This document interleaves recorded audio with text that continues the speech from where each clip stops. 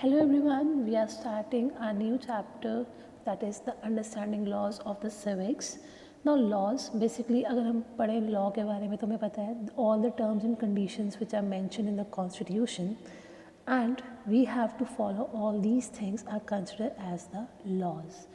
But अभी तक हमने ये पढ़ा था कॉन्स्टिट्यूशन के अकॉर्डिंगली सारा काम हमारा होता है but somehow it is an incorrect because if we find out anything is considered as a illegal or you can say that कि वो अब की conditions के according suitable नहीं है.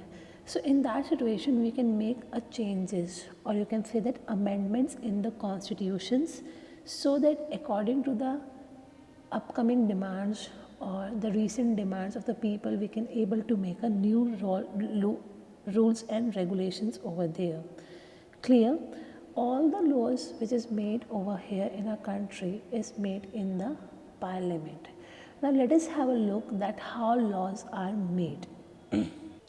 Now parliament is the supreme power who just make a laws over there as well as all the laws which are applicable. It is considered or it includes under different categories. We are having the state list, concurrent list and the union list. If I talk about the state list, so in the state list means all the rules and regulations which is held by the state government like our healthcare facilities, our transportation system, all these things जहाँ पे state government का rule रहेगा वो.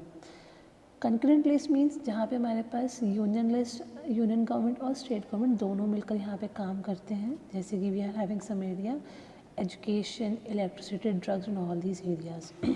Then we are having the union list. Union list means all those areas where union government make the decisions like defense. Union means हमारे पास जो हमारी पूरी country की गवर्नमेंट है, ठीक है, जैसे कि हमारे पास हो गया हमारे डिफेंस, फॉरेन रिलेशंस, ये सब मेंटेन करने के लिए यूनियन गवर्नमेंट का काम आता है. But in some areas when state government as well as the union government make a decision, it is come under the residuary power because in this situation or these residuary power in these and this here the special decisions are not included in all these lists. जो decisions इसमें नहीं लिए जाते वो हमारे पास residuary power के under हम लोग उन सब चीज़ों पर decisions ले लेते हैं. Clear? This is how the laws are made in our particular country. This is the thing कि कहाँ कहाँ पे हमारे पास कैसे कैसे हम decisions ले सकते हैं, किसके अंडर हमारे पास आता है. Now we are having the process of law making कि जब हम लोग law बनाने की बात कर रहे हैं तो वो हमारे पास laws कैसे बनते हैं, what kind of steps we have to follow. The basic thing you have to keep in your mind that we are having a two types of bills. जब तक वो proposal है वो final नहीं हुआ तो it is considered as a bill. ठीक है, we are having the 3 ordinary bill, money bills and the constitutional amendments. Ordinary bill कोई भी डिसीजन लेना but money bill regarding all the money matters, money matters पे जो भी decisions लिए जाएंगे. एंड कॉन्स्टिट्यूशनल अमेंडमेंट्स मीन्स जो कॉन्स्टिट्यूशन में ऑलरेडी रूल्स एंड रेगुलेशंस बने हुए हैं बट उनमें कुछ चेंजेस लेकर आने हैं. Amendment means changes. So change in the constitutional bills is known as are constitutional amendment bills. Ordinary bills कोई भी पर्टिकुलर डिसीजन लेना, मनी बिल्स सिर्फ और सिर्फ मनी मैटर्स को फोकस करना एंड कॉन्स्टिट्यूशन मीन्स जो ऑलरेडी कॉन्स्टिट्यूशन में हमारे पास रूल्स एंड रेगुलेशंस बने हुए हैं उस पर फोकस करना.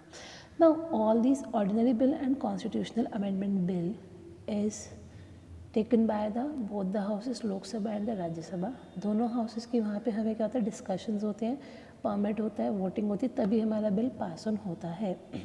But in case of money bill only the Lok Sabha is having the major power. Lok Sabha ही इस मनी बिल को आगे पास ऑन करते हुए चलती है. If in case Rajya Sabha is not agree with the money bill which is passed by the Lok Sabha, so in that situation Rajya Sabha cannot force Lok Sabha to make changes in that. वो सिर्फ उन्हें एक proposal दे सकते हैं. लोक सभा चाहे तो चेंज कर सकती है, चाहे तो नहीं चेंज कर सकती. It is all in the hand of the Lok Sabha. So in the matter of money bill Lok Sabha is having the supreme powers to take decisions regarding that. Let us have a look on the chart. These are the following few amendments which are made in the constitutions. Clear? Let us come on the chart. In this it shows that how a particular bill become a law. The first is first reading. That means in this first reading both the bill, ठीक है, either it is the constitutional amendment bill or our ordinary bill is just simply passed into the as a introduction. हमने discuss किया कि भाई ये हमारे पास हमारा bill है हमारा, ठीक है. सेकेंड में हमने उसके प्रॉपर डिस्कशंस करा कि ये जो हमारा बिल है हमने इस पर कैसे वर्क करना है, क्या क्या चेंजेस हम इसमें लेकर आ सकते हैं, क्या क्या नहीं लेकर आ सकते.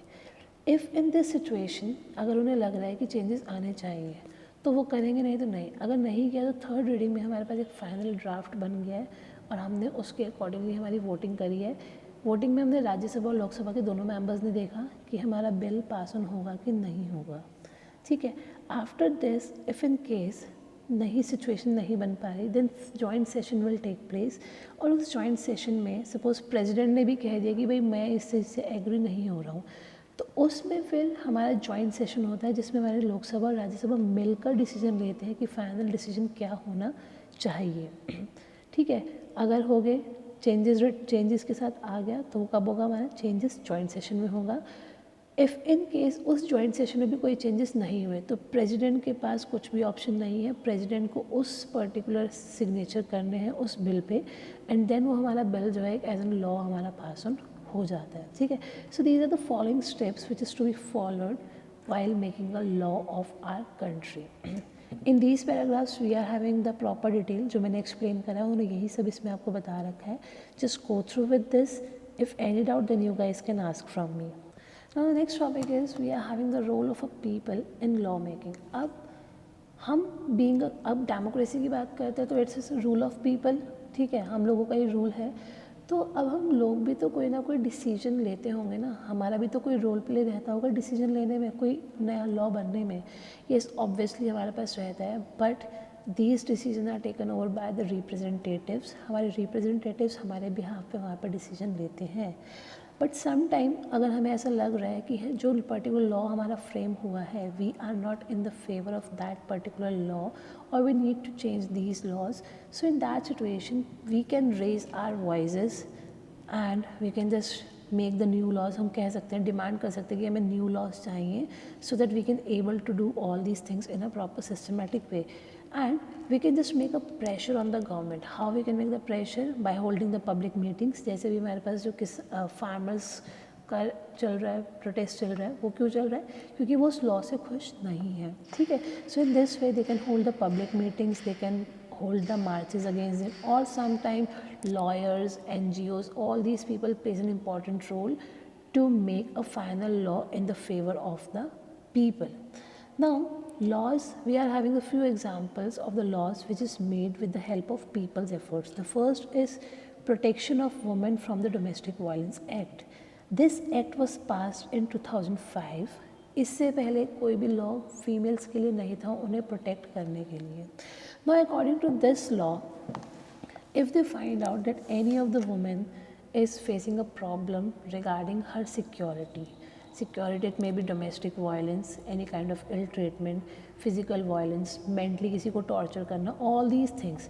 अगर वुमेन को कोई भी तरीके की प्रॉब्लम हो रही है so in that situation women can raise their voice.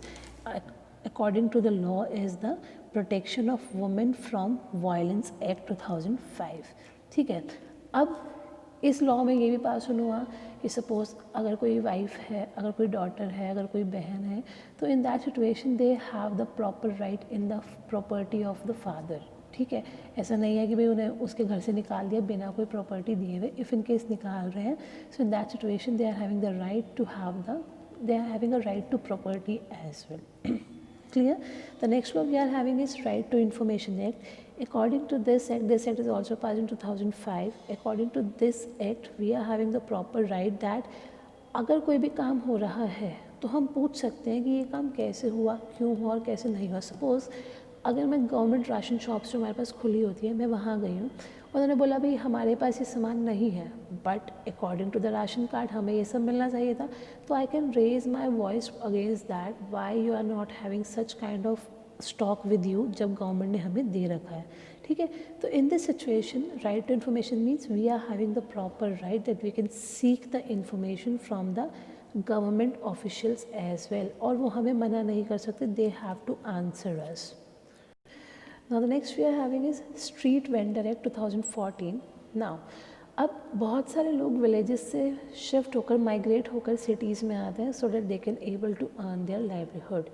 So vendor, street vendor जो सड़कों के कॉर्नर पे वो लगा लेते हैं ना अपनी रेडी स्टाइल ऑफ स्टॉल्स लगाते हैं अलग अलग.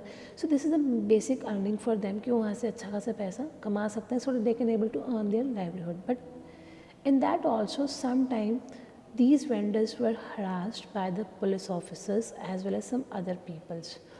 They उन्हें मना कर देते हैं कि आप यहाँ पे नहीं खड़े हो सकते, you have to pay such amount. All these things were made by the people, or you can say that this is a kind of new techniques to harass the people.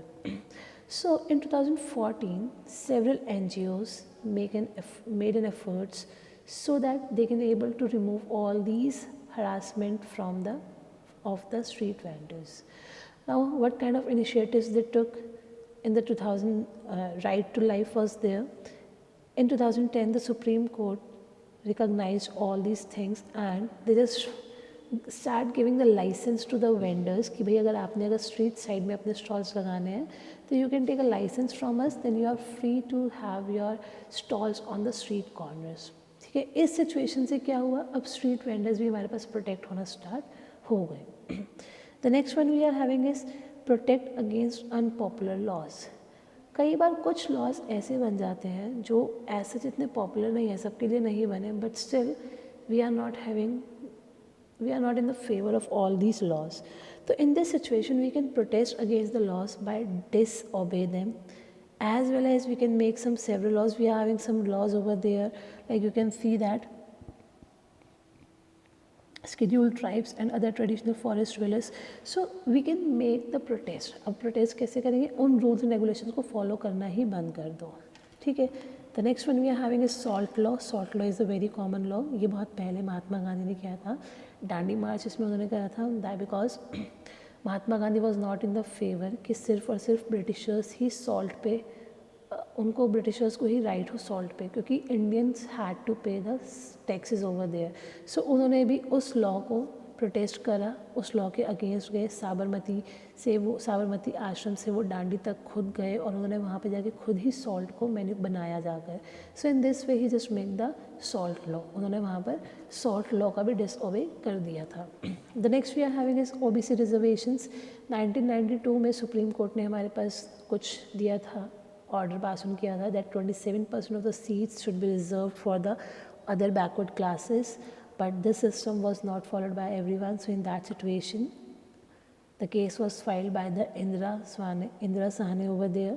So she just fought a case against all that so that other people should also have the rights in the reservations, not only the OBCs.